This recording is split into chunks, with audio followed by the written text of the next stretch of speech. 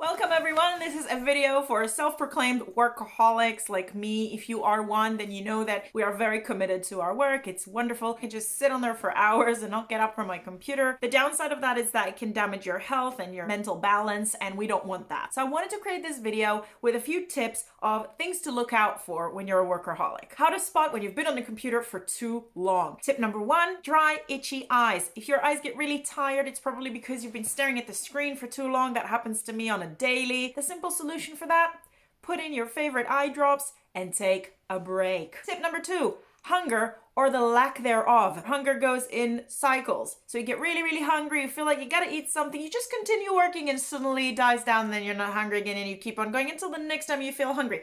So if you're going through the motions, it's all right if you kind of skip a hunger feeling for a moment and you don't run to grab a snack, but then be aware of the fact that if you start to feel hungry and you feel hungry more than once, probably best to take a break. The reason being that, I don't know if you've been there, but I definitely been there, that by the end of the day, when I decide to step off of my computer, I'm in such a hunger confused state. I feel tired, I feel useless, and that takes me to sign number three. Headaches, migraine, nausea. All these things are due to staring at the screen for too long, not moving for too long, or not eating enough, drinking enough. So all those things are really important signs to look out for. Ideally, you want to make sure you've drunk and had enough to eat or snack on before you're at the state where you've got nausea, your tummy hurts, your head hurts. Then you need to resort to medicine.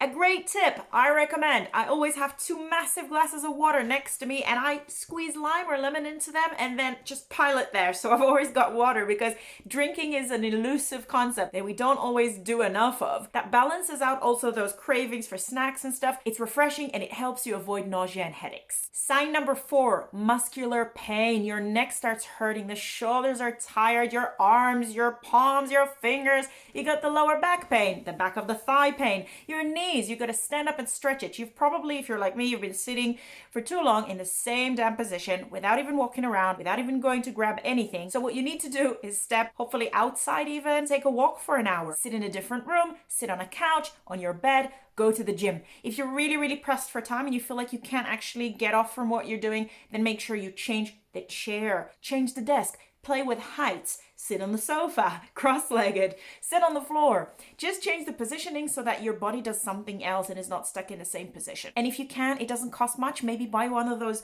big fitness balls and sit on those. Really, really good for your core, really good for your back. I use it and it's wonderful. And why not try something different? Sign number 5, irritability. So if you start answering in a really impatient way to your kids, to your partner, to your cat, to your dog, you already know that something is going on. I sometimes don't notice it as it happens, but I notice it in retrospect. So if your kids are saying that they're hungry and your partner asks you where the remote and you starts barking remarks around, the more impatient and irritable your responses are, the more likely it is you need a break. And sign number 6, and maybe the most important one, is when other people tell you so. If you know you're not very good at leaving what you're doing in order to keep yourself safe and healthy and balanced, then ask other people to make comments. It is super annoying, okay? When my partner comes to me and just says, honey, you've done enough, get off the computer, you need a break.